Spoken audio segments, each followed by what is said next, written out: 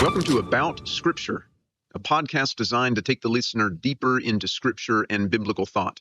This podcast is brought to you in partnership with Heritage Christian University, where we help students to thrive in ministry. To find out more, go to hcu.edu. We're also partnering with the Ministry League Network. And now, welcome to the podcast. To watch The Cosby Show?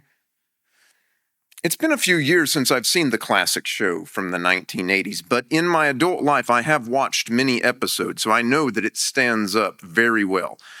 There are some scenes that are permanently imprinted on my memory, especially the one early in the series when the Huxtable family is on the staircase. Y'all will remember this scene, of course. Lip-syncing The Right Time by Ray Charles on the occasion of the wedding anniversary of one of their paternal grandparents. The Cosby Show is the perfect family show, except for one little element. The eponymous star of the show is a convicted sex abuser. Or maybe right now he's no longer convicted.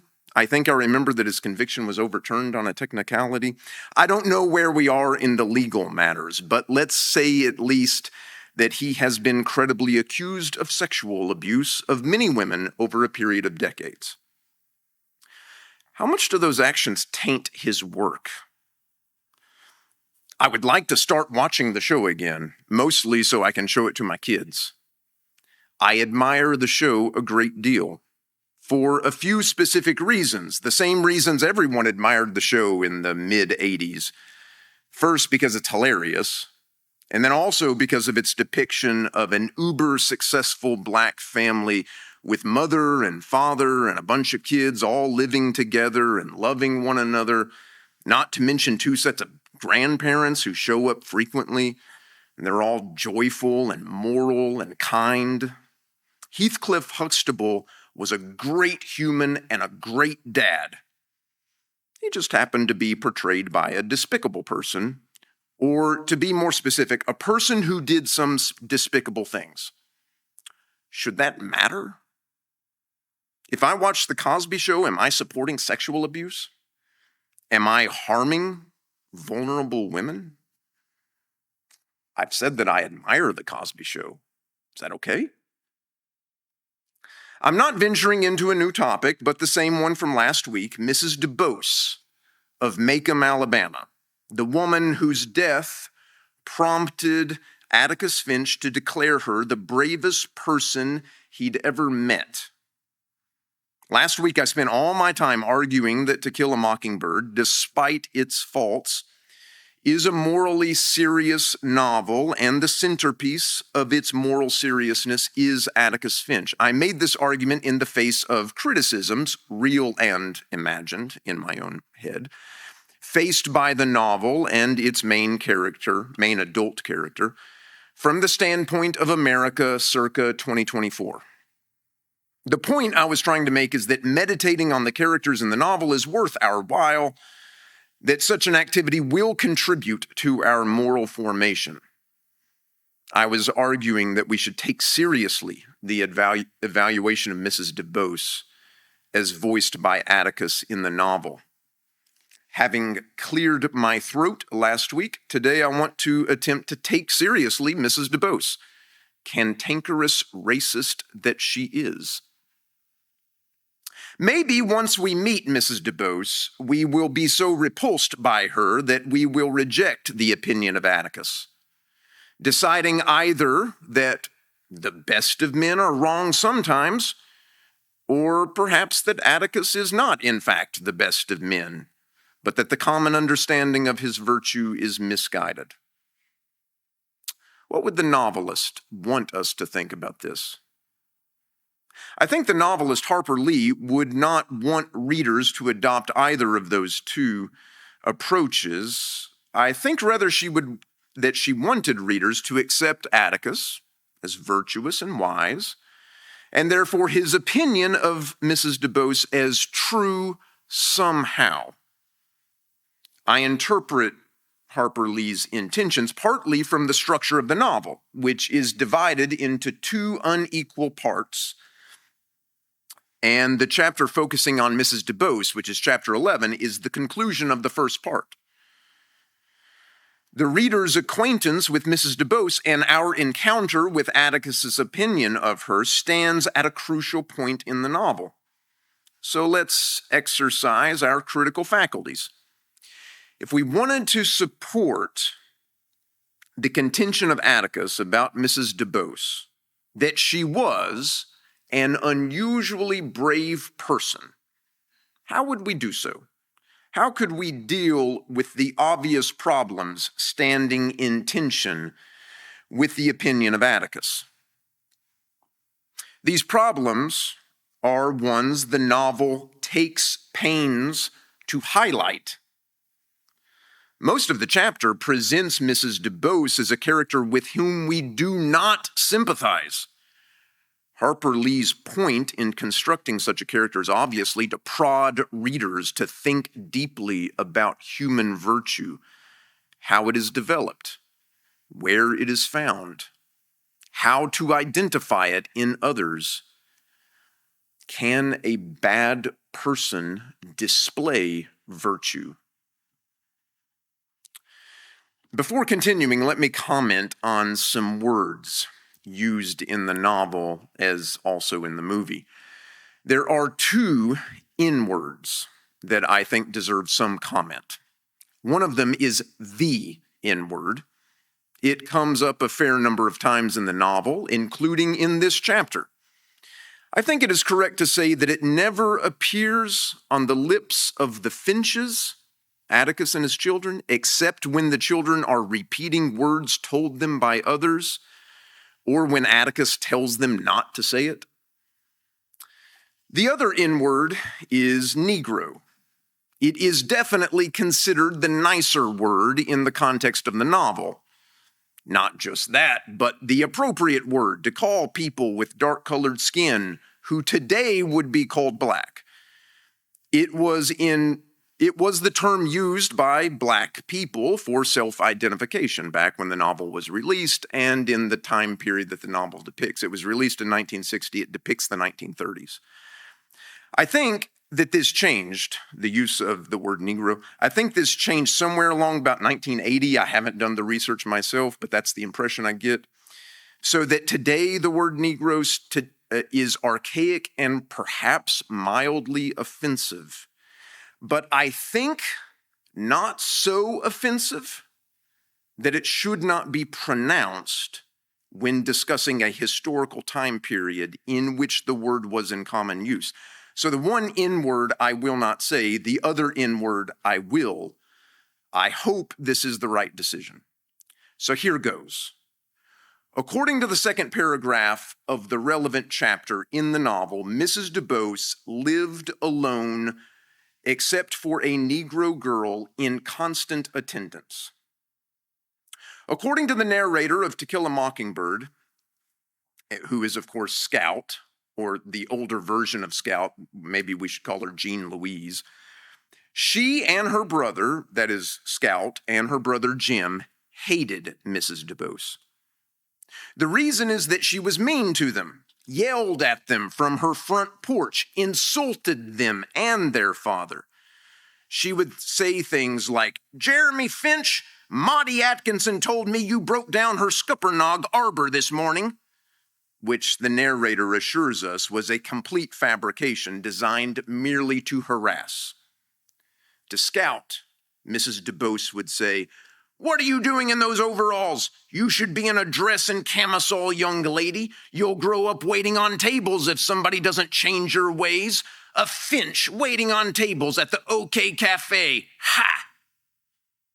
The narrative tells us that countless evenings Atticus would find Jim furious at something Mrs. Dubose had said when they went by. Atticus would then counsel his son with these words, "Easy does it, son. She's an old lady and she's ill. You just hold your head up and be a gentleman. Whatever she says to you, it's your job not to let her make you mad." That works for a little while.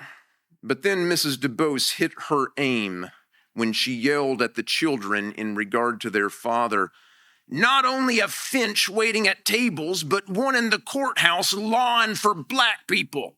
She did not use the term black people. Yes, indeed. What has this world come to when a Finch goes against his raisin? I'll tell you, your father's no better than the black people and the trash he works for. So there it is.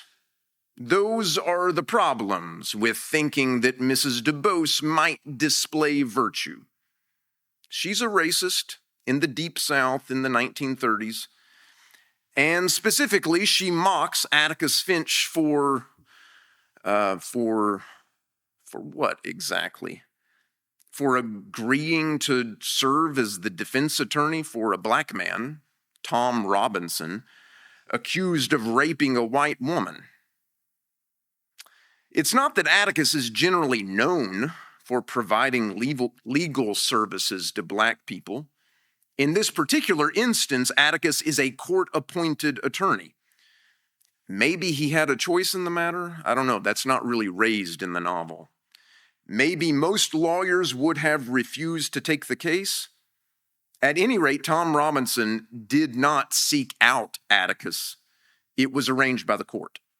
It turns out that Atticus does, if you read the novel or see the movie, Atticus does an admirable job of defending Tom Robinson, proving to every reader of the novel the complete innocence of his client and the depravity of his accusers, though he failed to persuade the jury of that.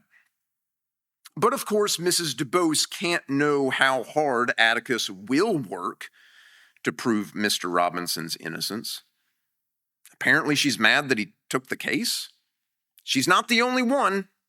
By the time we meet Mrs. Dubose, we've already heard about other townspeople who have lobbed insults at the children on account of their father being a lover of black people. According to Joseph Crespino, he's a professor of American history at Emory. He wrote a book on Atticus Finch. He says, the storyline involving Mrs. Dubose serves an essential purpose in the novel by helping the reader imagine the bitter gossip and harsh words spoken against Atticus behind closed doors by members of Macomb's established families. So, does Mrs. Dubose have redeeming qualities? Wherein lies her courage, so much admired by Atticus? As it turns out, and you learn this, I'm sorry to give it away, but you learn it at the end of chapter 11. As it turns out, she's addicted to morphine, a drug prescribed to her years earlier that helps her cope with some pain. I can't remember what is the pain.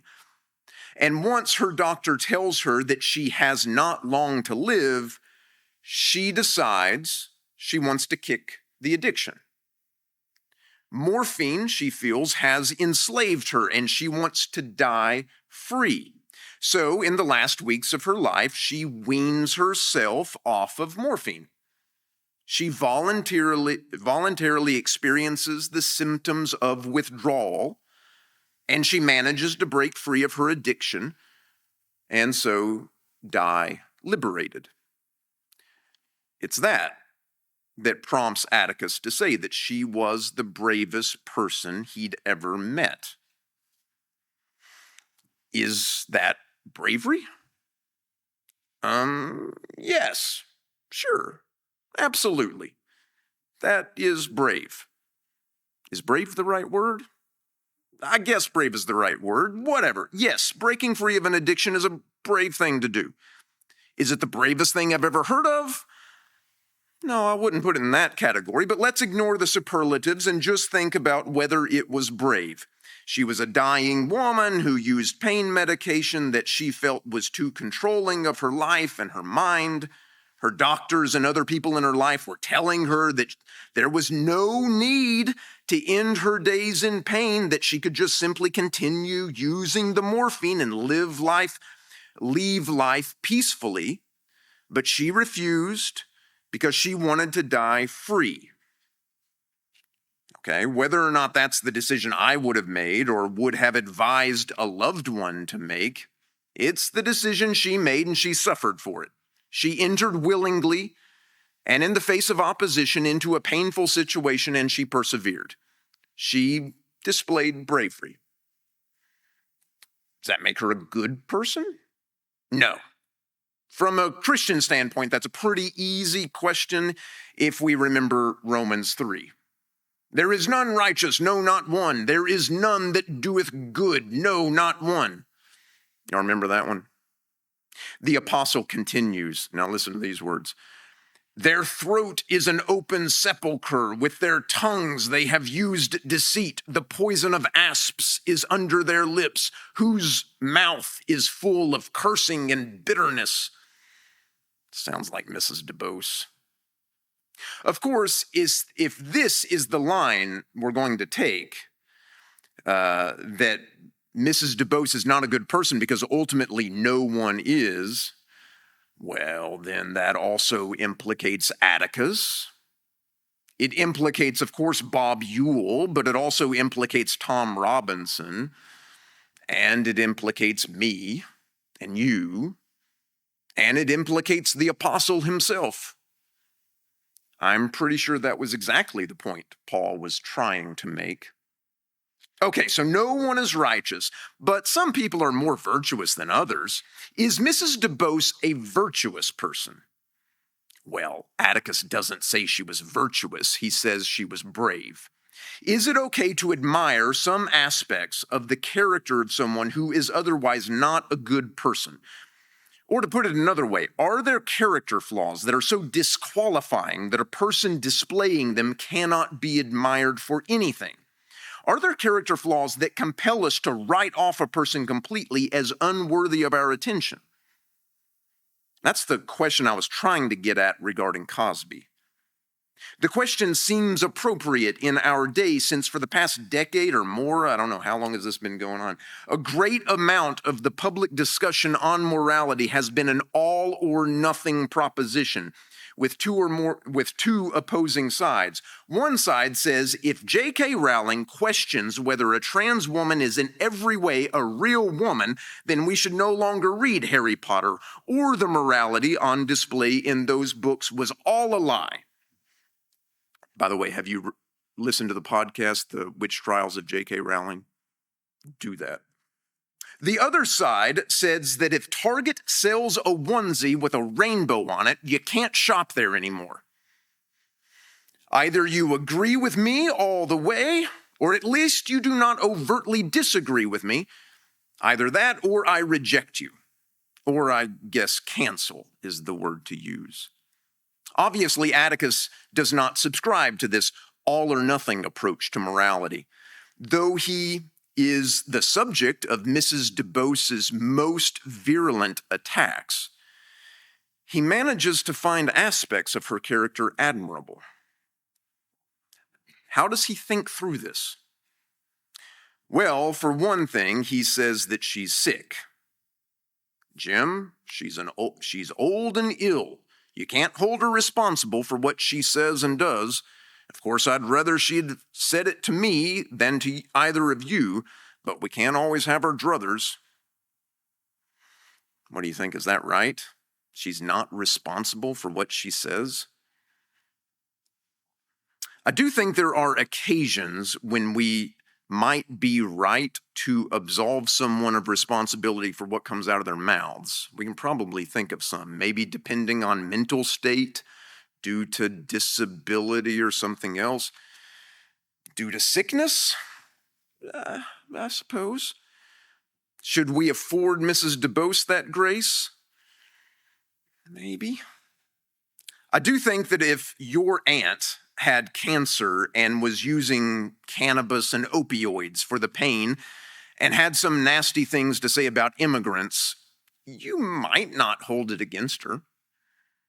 But let me suggest something else. With her words, Mrs. Dubose comes across as someone who hates the Finch family.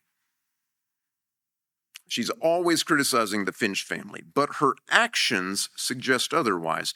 When Jim Finch overreacts to Mrs. Dubose so that he has to apologize to her for his behavior, she punishes him by making him visit her every day after school.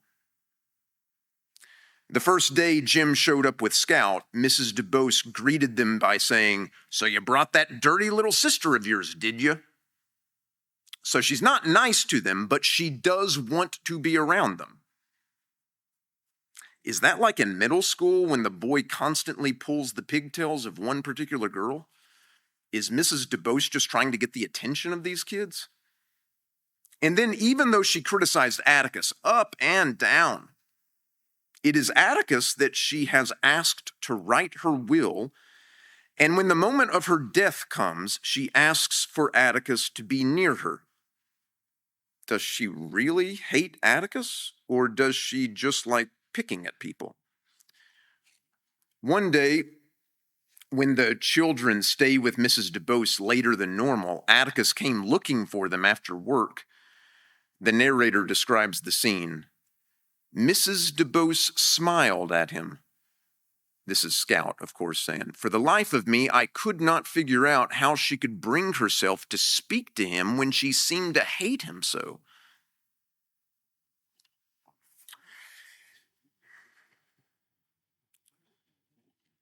I've got more thoughts, but time is against me, so let me just move on.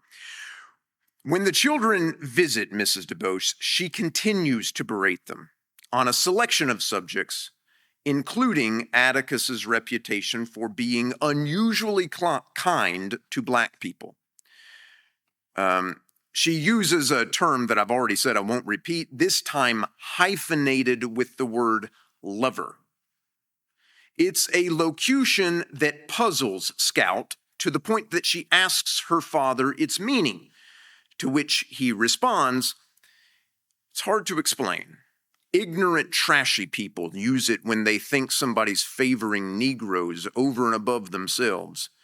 It's slipped into the usage with some people like ourselves when they want a common ugly term to label somebody." Scout immediately asks Atticus whether he really is a lover of black people in the way that people are accusing him of being. He answers, "I certainly am. I do my best to love everybody. I'm heart put sometimes, baby. It's never an insult to be called what somebody thinks is a bad name. It just shows you how poor that person is. It doesn't hurt you. So don't let Mrs. Dubose get you down. She has enough trouble of her own." I think what Atticus is getting at is that Mrs. Dubose may be a racist, and she certainly says nasty racist things, whatever the reason. But there are other aspects of her character as well. Some are admirable, and some are not. And I think Atticus means that to the extent that she says racist things, you've got to look at the situation in which she has grown up and lived. She was dying as an old woman in the 1930s, so she was probably born in Alabama around the time of the Civil War. Life experiences will shape someone's character. I've done a chapel before, it's been a few years, about how thankful I am for Juneteenth, the holiday, because it celebrates the removal of a sin that can no longer be a temptation to me. I am not presented with the opportunity of owning someone else. I know we've all had the thought, if I had been born at that time and at that place, would I have done the same thing as those people did? Or, contrary to that, what will people in 100 years look back on about us and say, how could they do such a thing? I've got thoughts on that too. Such a thought experiment is right in line with Matthew 7:1. If you were a member of the Nazi Party in Germany in, say, 1937, that doesn't necessarily tell me all about your character. I don't know whether Dietrich Bonhoeffer was a member of the party, but I do know that he worked for the Nazi government. But that emphatically does not tell me everything I need to know about him, not by a long shot. But if you're a member of the Nazi Party in America in 2024, Well, that still may not tell me everything I need to know, but it is a more significant fact about you than if you lived in the 1930s in Germany. Atticus stood opposed to his society when it comes to the subject of race, so he gets points for that. Mrs. Dubose did not stand opposed to her society on that topic. But she was unusual in her courage, at least according to Atticus, and he was willing to acknowledge the fact. So, do we need to approach the morality of people with an all-or-nothing attitude, or should we advocate a more nuanced approach? I am reminded of what is probably my favorite passage from Mere Christianity, where C.S. Lewis writes, "Some of us who seem quite nice people, in fact, have made so little use of a good heredity and a good upbringing that we are really worse than those whom we regard as fiends. Can we be quite certain how we should have behaved if we had been saddled with the psychological outfit and then with the bad upbringing and then with the power, say, of Himmler? That is why Christians are told not to judge. We see only the results which a man's choices make out of his raw material, but God does not judge him on the raw material at all, but on what he has done with it. Most of the man's psychological makeup is probably due to his body. When his body dies, that will fall off him, and the real central man, the thing that chose, that made the best or the worst of his material, will stand naked. All sorts of nice things which we thought our own, but which were really due to a good digestion, will fall off some of us. All sorts of nasty things which were due to complexes or bad health will fall off others. We shall then, for the first time, see everyone as he really is. There will be surprises." I love that last line. There will be surprises. This passage fits so well with chapter 11 of To Kill a Mockingbird that I could almost think Harper Lee wrote the character of Mrs. Dubose after reading Mere Christianity. The movie To Kill a Mockingbird ends with narration by Jean Louise reflecting on Atticus's advice that to understand a person, you've got to walk around in their shoes for a bit. In the novel, this advice appears early on. First of all, Atticus says to his young daughter, "If you can learn a simple trick, Scout, you'll get along a lot better with all kinds of folks. You never really understand a person until you consider things from his point of view, until you climb into his skin and walk around in it." That advice assumes that morality is not all or nothing. As the apostle said, there is none righteous, no, not one. Judge not, our Lord said. Climb into someone's skin and walk around in it. I certainly want people to do that for me before judging me. And we're all fortunate that Jesus did that exact thing. Thank you.